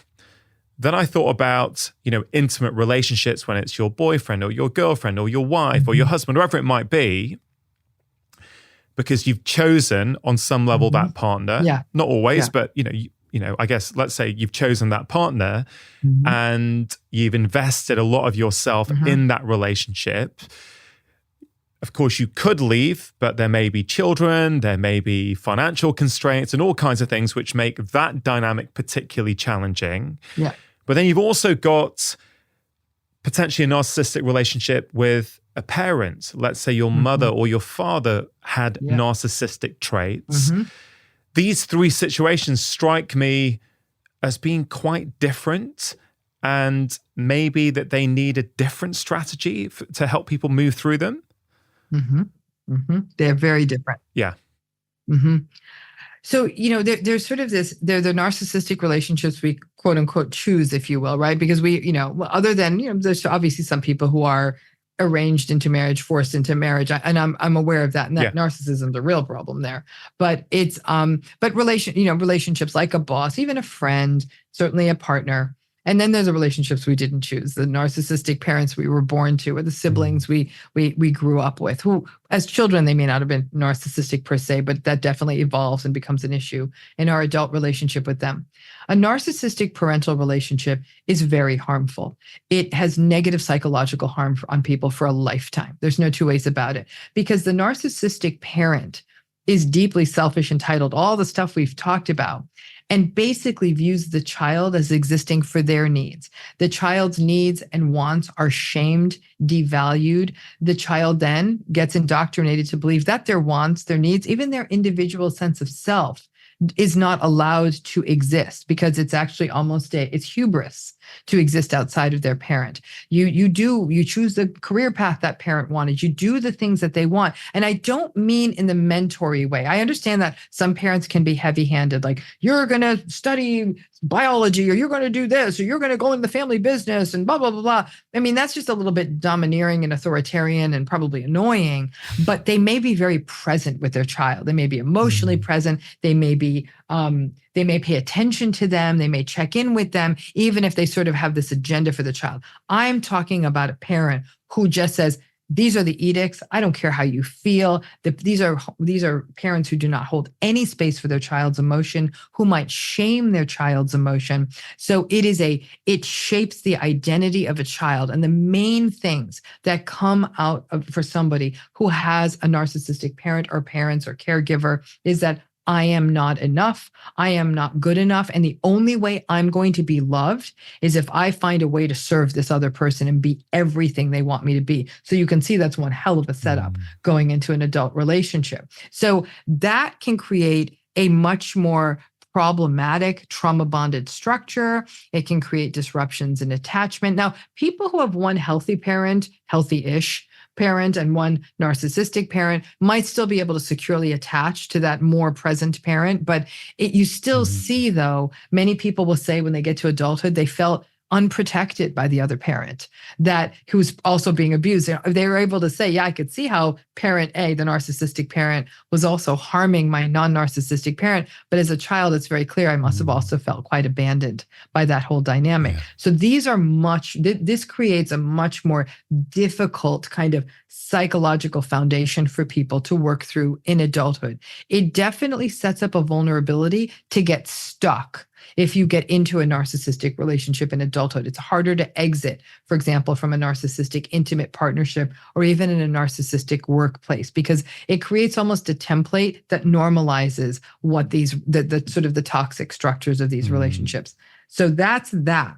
When we're talking about the adult relationships, there can be some shame and self-blame. I'm the one who chose this person. As adults, we feel like, because as kids too, kids will always blame themselves for their parents' bad behavior, no matter how abusive it is. They'll wonder if they're complicit, if they're to blame, if they're the one who caused it, because a child can't afford to see their parent as a terrible person. It's too dangerous. Their survival needs won't get met, right? So the child has to make accommodations internally to see the parent as a decent person. And that can result in straight up dissociation and fragmentation, because the parent is sometimes horrifically abusive. This is why you can see severe complex trauma and everything coming out of childhood, because that child has to fragment to exist with that abusive parent. Now, when we jump into adulthood, those same kinds of rationalizations and justifications have to happen. We blame ourselves so we can maintain the status quo of the relationship. Now, for some people, their first time in a narcissistic relationship is adulthood. They might have actually grown up with happy, healthy, happily married parents, healthy parents, parents who are not antagonistic or narcissistic, who are present and all of that. But because narcissistic people are charming and charismatic and attractive and successful, you meet them in adulthood, you're just as likely to get pulled into them as a person who did have a narcissistic parent. The difference is, if you did not have narcissistic parents, you might be a little less likely to get stuck, because you will have a sense of like, wait a minute, this person's really treating me badly and this isn't okay. So what happens in adulthood is that we might feel responsible, we might feel complicit. We're like, I chose this person. And the level of confusion will in part be moderated by whether or not you came from a traumatizing, adverse, or narcissistic early family environment. You mentioned abusive parents. I still think when people hear the word abuse, their default is to think about physical abuse. Yeah, correct. And a lot of the time here, we're talking about emotional abuse. Emotional abuse is pretty toxic, isn't it? Yes. Well, let's put it this way. Every child who's physically abused is simultaneously emotionally abused. The two go together, right? So there's no child who's being physically abused in the absence of emotional abuse. There are many children, though, who are emotionally abused who are not physically abused. Okay. So the emotional abuse is the constant. Whether there's physical abuse on top of that, sexual abuse, other forms of abuse on top of that's the piece that may vary. But it's only recently that we're giving credence for the amount of damage that emotional abuse does to children in every way. I mean, it picks something, it predicts it. I mean, there's nothing it doesn't predict. It predicts everything. Adult physical health outcomes, addiction, mental illness, sense of self, life, all kinds of self. Doesn't mean someone's not going to be successful occupationally. I've seen many very occupationally successful people who came from very adverse, emotionally abusive childhood situations. In fact, in some ways, I think that the success was a defense, a protection, sort of taking oneself back in a way, but not the psychological self, almost like, I'll be damned, I'm going to be successful, but they're psychologically still feel very fragile. So emotional abuse in childhood, which is guaranteed if a person has a narcissistic parent, guaranteed. If you have a narcissistic parent, you will be emotionally abused in childhood. It's really that simple. You've obviously worked over many decades now with many, many people who have been suffering within narcissistic relationships. I'm absolutely not putting any blame here on anyone, to be really clear. My question is, are there certain patterns that you have observed that make it more likely that you're going to end up in a narcissistic relationship? Are there some traits that make it more likely? So let's divide it up, right? Because there's two processes here. There's the getting into a relationship and there's the getting stuck in a relationship, right? Because getting in, everyone is vulnerable to narcissistic folks, right? Attractive, charming, charismatic, confident, successful. Come on. I mean, it's, really, unless you're really like, I'm going to really try to find the least successful, unattractive, but really sweet person. It's usually not what most of us are doing. So somebody comes along with those qualities, charm, charisma, all the rest of it. Most people are going to pay attention to that. So I'm saying everyone is universally vulnerable to getting in. The difference is this, the getting stuck, right? Yeah. And that's where we see a difference. So this is where I tell folks, everyone's like, how could I have been so dumb to get in? I said, you weren't dumb to get in. All of us get in.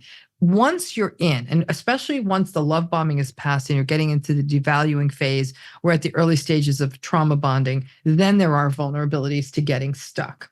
And some of the vulnerabilities to getting stuck are quite variable. Some of the ones you'd expect, people who had very adverse, traumatizing early childhood environments, they're more vulnerable to getting stuck. People who had narcissistic parents where these kinds of toxic patterns were normalized, definitely vulnerable to getting stuck. People who are rescuers and fixers, people who feel like I can do more, I can be a doer, I can be a caregiver, I can make this better. That might be a role somebody carried early in life, almost as a attachment response or a trauma response to fix things so they could maintain closeness and a sense of safety. So those folks are often vulnerable. Believe it or not, the one group that's actually vulnerable to getting into these relationships, but probably a little less maybe stuck, but I think they also do get stuck, are people who come from very happy families. So these are families where parents were happily married and we believe in you and we believe in love and love and togetherness, love. Those folks believe that love solves everything. And they'll often have families like, we can figure this out for you and just love them more. And so there can be almost this sort of optimistic bias that folks who come from these really happy places will say, okay, like I can make this work and we've had some good times. And they might get into this really sort of incredibly fixer mode. I call it the happy family paradox. The one advantage that group has is because one thing that happens to a lot of folks who go through narcissistic relationships is they can get quite isolated and feel unsupported.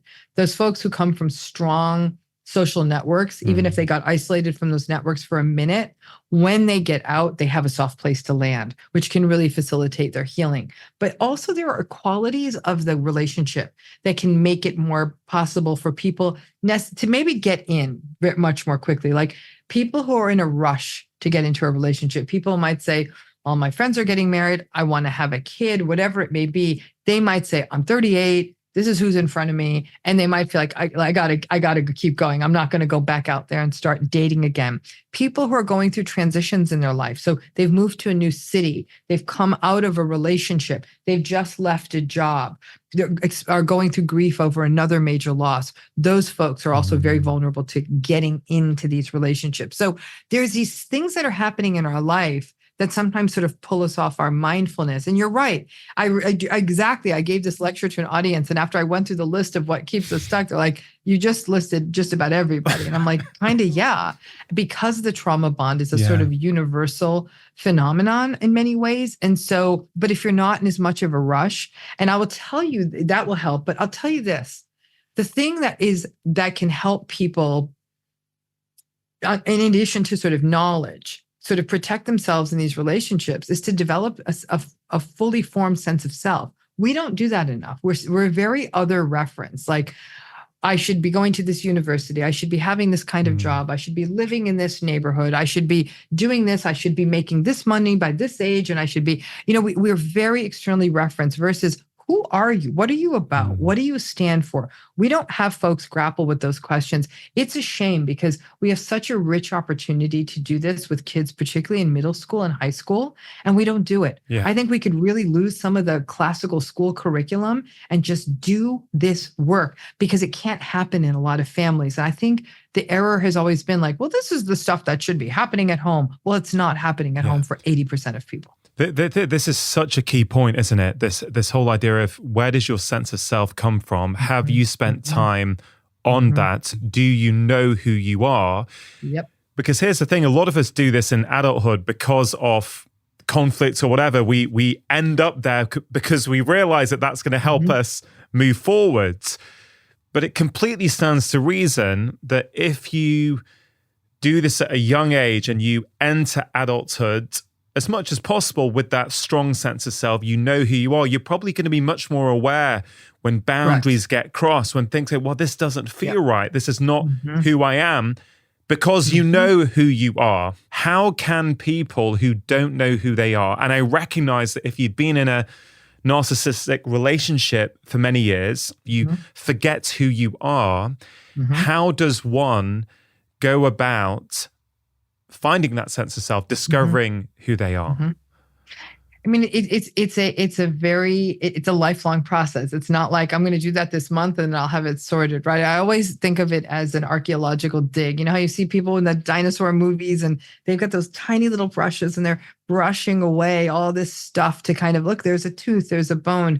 In some ways, it is an archaeological dig. Like we're digging through these layers of ourselves. And part of this is mindful awareness. It can be bringing in practices like meditation and mindfulness, which can really help a person engage in sort of the process of non-judgment, because judgment is what stops people from this process. Like, this is ridiculous. I want to be an artist. I got to shut that down.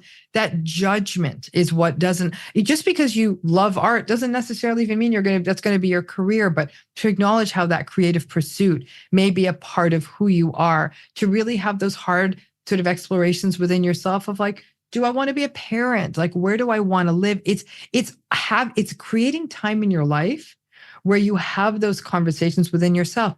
Therapy can be a very useful tool here. If you're working, again, unfortunately, therapy is sort of two different things, right? It's not unfortunate. Therapy is two different things. There's therapy that is designed to address an acute mental health crisis, like person's depressed, severely anxious, managing addiction, any number of things. And it's almost a medical model.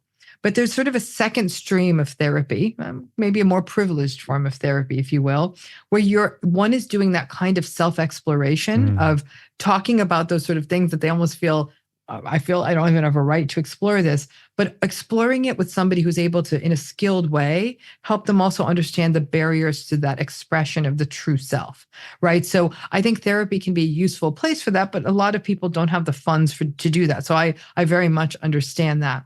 But it can be journaling. It can be honestly, in some cases with healing from narcissistic relationships, 3-4 times a day, I tell people just put a notification on your phone and touch in with yourself. How do I feel now? Am I hot? Am I cold? Am I hungry? That might seem silly to you, but it's actually not, because if you've been in unhealthy, controlled spaces for too long, someone else told you if you were hungry or hot or tired. They did. They're like, you're not tired. You're not hungry. It's not too warm in here. So it's giving yourself even an opportunity to tune into your own physiology. How does my body feel right now? Am I comfortable right now? Like, where do I feel things in my body right now? Those kinds of like body scan, mind awareness things are little things we can build into a day to connect with our body. And that might seem like, how is that connected to what I want to do? It's not about what I want to do. It's who am I? And it's even giving permission to, again, I'm going to just put myself out there as an example, is that I'm a deeply introverted person. So even though you and I have been talking here for hours and I've loved it, right? It is not you're not going to throw me into parties and social gatherings. But for years, I tried to fight that nature in me, because young people were not young anymore, but back in the day, I was supposed to socialize and you're supposed to want to go to parties. And come on, Ramani, you're such a party pooper, right? And I'm thinking, no, actually, I'm not a party pooper. I'm an introverted person. I prefer to be in my own head and read, and that's where I'm happy. And don't get me wrong, I love people, but in small groups. And if I do go to a large event, I'm very tired afterwards. That exploration of self allowed me to give permission to that part of myself to say, it's okay to say, I want to see you. This is going to be too much for me to come to a big event, but can we put a dinner in the books next week? That was allowing that to happen. But we're breaking through programming, and that's hard work. It's also saying, like, I recognize, for me as a South Asian woman who had immigrant parents who went through all the rigors they went to immigrate and the pressures that came for that, they had an agenda for me. And I kind of fell into that agenda out of duty and obligation, but it's not who I was. It was decades of work of feeling guilty that I saw the sacrifices that prior generations made, but that wasn't who I was, to finally give permission to what I wanted. I made so many mistakes along the way because I was trying to live into an identity that was really locked into loyalty, duty, obligation, recognizing the sacrifices of others. Yeah. This is not easy work. No. Of course, putting in place the right boundaries is really important for all of us, whether we are in narcissistic relationships or not. People often struggle with this, especially when they've never used boundaries. It can feel very foreign, and you don't quite know what you're doing because you're not used to doing it. It's a tricky conversation. Boundaries. I think that what's so difficult is I've worked with so many hundreds, thousands of people who have gone through narcissistic relationships. The boundaries conversation is a thorny one because you got to remember boundaries don't work in a narcissistic relationship. And when we tell people to make boundaries in those relationships, we're sending them in to get hurt. There's no point. The boundary has to be very interior. So it's an internal boundary. The internal boundary might be, I'm not taking the bait. I am not going to engage with them on this point. It might even be a boundary, honestly, of I'm not going to share with them the good news I got because they're just going to make fun of me. That's the boundary. Mm-hmm. So I think that the mistake we make is that we think that boundaries are things we communicate to someone else about their behavior. Good for you if you've got people in your life where that works. Okay. But that's so rarely the case for people who are in the place I am. And so we're like, boundaries. People are like, what's wrong with me? Maybe I'm the problem because I can't set a boundary. I'm like, there's no setting a boundary here. The boundary is within you. And like, I'm going to give you that classical example. The mistake people will make is that I'm going to tell the narcissistic person this cool thing happened, or I have this good news. And then they say terrible things and they mock you. And so don't do it anymore. A boundary is when something good happens to me, they're not going to know about it, not from me. And if something bad happens to me, I'm going to have to find a different place to share it, not with them. That's a boundary. You see what I'm saying? And so I think we have so much of our conversation of boundary is I'm going to tell them I don't want to, that they can't do that. They shouldn't say that. Not only they're not going to listen, they're going to gaslight and humiliate and shame you into oblivion. Save yourself the trouble, set the boundaries within you, engage in radical acceptance, and disengage. Yeah. Disengagement is a boundary. Yeah, no, super useful. I don't feel we've even scratched the surface of the content that's within your new book. It's Not You, Identifying and Healing from Narcissistic People. So for anyone who's interested in this topic, it really is a fabulous read that's going to help people, identify and then go on to heal. To finish off our conversation today, Dr. Ronnie, I have, I guess, two final questions to ask you, two quite different questions. Mm-hmm. The first question is, if someone has been listening to this conversation and thinks, you know what, I think I may be a narcissist. Mm-hmm. I think I have got a lot of those traits and I'm harming the people around me. Mm-hmm. What advice would you give to that person? First of all, good for you. If you're having that kind of insight and self-reflective process, you may not be a narcissistic person. But if indeed really you're like, okay, like, yeah, I'm listening to this and I'm going to have the painful realization, or you look around, you see a lot of burned bridges. I think that armed with that kind of insight, while in general, narcissistic people don't make significant changes in their personality. In fact, most of us don't make significant changes in our personality. We can change behavior. It's hard. It's hard because these behaviors are often very reactive and automatic. And therapy for people who are narcissistic often is a very, very long-term process, especially and a person might look back and say, I get where this came from. It was a lot of adversity. These are survival patterns. I'm like this because the only way I can feel safe. Those are incredibly important insights. And good trauma-informed therapy, for somebody who's had that kind of origin story, can actually go a long way. Finding that therapist you feel comfortable with, but recognizing this is hard work. And almost like anyone with a chronic health condition where every single day they might have to adhere to medication or do physical therapy or do something for their chronic health condition, a person who's narcissistic, who doesn't want to do this harm anymore, who doesn't want to live in this space anymore, has to be mindful all the time, has to think about, how can I take responsibility and accountability here? How can I show up and be aware of the other person's needs and wants and not minimize them? How can I do the work internally to manage this sense of internal shame and vulnerability and all of that? It is a lot of work, and it is a commitment, and it is a lifelong commitment. So if somebody wants to do that, there are good folks out there who can do that work, but it is a lifelong commitment. Okay, great. Because I do want to make sure there's hope for people who, as I say, feel that they may be, giving out this behavior. And I think it's important that we also speak to them so that maybe it is a small percentage, but we can still make a huge impact if that small percentage goes, right, I'm going to take responsibility now. The second and final question is for that person who thinks, yeah, you know what, I didn't quite realize that. I kind of knew there was some issues in some of my relationships, but now I'm pretty clear that my partner or my parent or my boss is a narcissist and I am on the receiving end of that behavior, for that person, what are some of your final words for them? Mm-hmm. I would say knowing is like a first step in a long journey. Okay. So just sit with that for a minute and look at how the patterns have shown up. You might even do a little bit, become a little bit of a researcher, an experimentalist. If you really are like, am I right or am I wrong about this? Try a couple of things. Express a need. See how that works out for you. Express a want.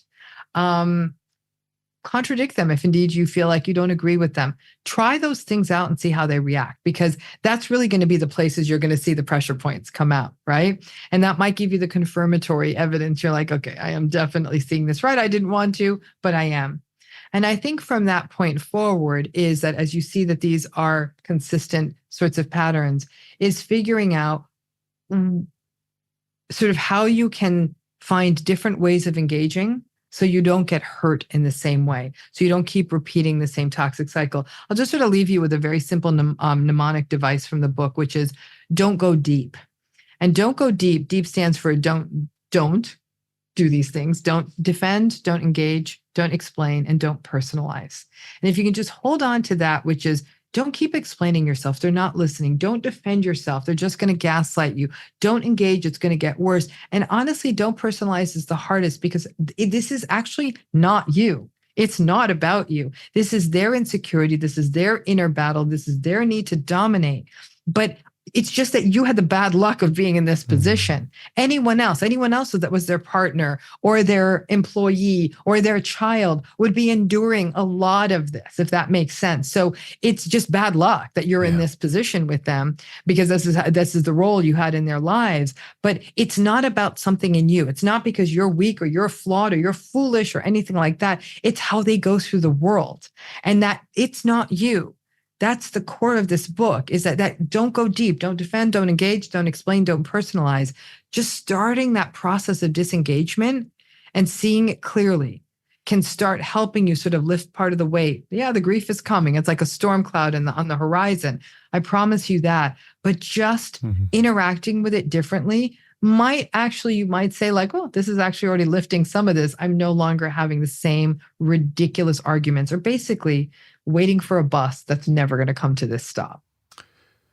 Really, really helpful. Dr. Ramani, I honestly think you're doing some incredible work. You're shedding light on a really important topic, YouTube videos, your podcast, and now this latest book, It's Not You. Thank you so much for coming on the show. Thank you so much for having me. I always love talking with you. Really hope you enjoyed that conversation. Do think about one thing that you can take away and apply into your own life. And also have a think about one thing from this conversation that you can teach to somebody else. Remember, when you teach someone, it not only helps them, it also helps you learn and retain the information. Now, before you go, just wanted to let you know about Friday 5. It's my free weekly email containing 5 simple ideas to improve your health and happiness. In that email, I share exclusive insights that I do not share anywhere else, including health advice, how to manage your time better, interesting articles or videos that I've been consuming, and quotes that have caused me to stop and reflect. And I have to say, in a world of endless emails, it really is delightful that many of you tell me it is one of the only weekly emails that you actively look forward to receiving. So if that sounds like something you would like to receive each and every Friday, you can sign up for free at drchatterjee.com/Friday5. Now, if you are new to my podcast, you may be interested to know that I have written 5 books that have been bestsellers all over the world, covering all kinds of different topics: happiness, food, stress, sleep, behavior change and movement, weight loss, and so much more. So please do take a moment to check them out. They are all available as paperbacks, ebooks, and as audiobooks, which I am narrating. If you enjoyed today's episode, it is always appreciated if you can take a moment to share the podcast with your friends and family, or leave a review on Apple Podcasts. Thank you so much for listening. Have a wonderful week. And always remember, you are the architect of your own health. Making lifestyle change is always worth it, because when you feel better, you live more.